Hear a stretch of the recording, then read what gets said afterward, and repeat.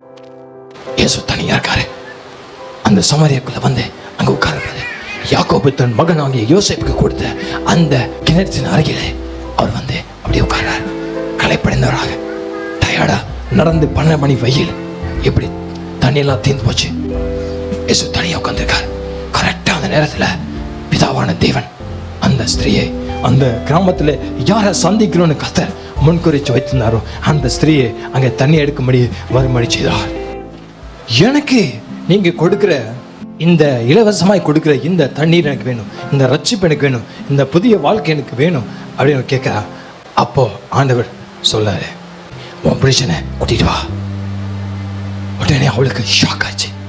என்னடா அது, நம்ம ஹஸ்பண்டை பத்தி இவருக்கு என்ன தெரியும்? 5 பேரும் அவளை ஏமாத்திட்டாங்க. ஆண்டவர் சொல்ல, மகளே, நான் உனக்கு தர வேண்டிய அன்பை வேற இடத்துல தேடிக்கொண்டிருக்கிறாயே, இதோடு நான் வந்திருக்கிறேன்.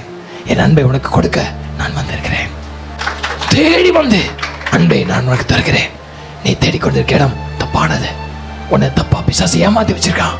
நீ சர்ச்சுக்கு போறதுனால பரலோகம் போய் நினைச்ச, ஐயோ இந்த பாவம், நீ கல்யாணம் பண்ணாம வாழ்ற இந்த பாவம் விபச்சாரத்துக்கு சமம், நீ நரகத்துக்கு போய் விடுவாய். உன் பாவம் உன்னை அங்கே கொண்டு போய் கொண்டிருக்கிற மகளே, உன்னை காப்பாற்ற வந்தேன் என்று இயேசு சொல்கிறார். பாவத்தோடு விளையாடாதே. அவன் உன் புரிச்சன அல்ல, நரகத்துக்கு கொண்டு போகிற வாசல். உன் பிரச்சனை உன் மைண்ட்ல இருக்கு. உன் மைண்டை சரி பண்ணா எல்லாம் சரியாயிரும். நீ நினைக்கிறதா அந்த பிரச்சனை இருக்கு. நிறைய பேருக்கு நினைக்கிறதுல பிரச்சனை இருக்கு. கடவுளை பத்தி தப்பா நினைச்சு வச்சிருக்கிறான். ஏன் தெரியுமா? இயேசு தேடி வந்தாரே இதுக்காதான். அவட்ட ஒரு தப்பு இருக்குன்னு சொன்ன உடனே அதை திருத்திக்கணும்ன்ற ஒரு மனம் இவளுக்குள் இருந்தது.